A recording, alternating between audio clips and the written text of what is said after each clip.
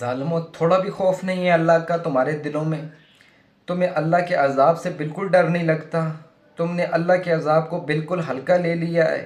کیا سمجھتے ہو کہ قرآن پاک کو چینج کر دو گے تو ہمارے سینوں سے بھی چینج کرو گے؟ ہمارے جو سینوں میں محفوظ ہے قیامت کی صبح تک محفوظ رہے گا۔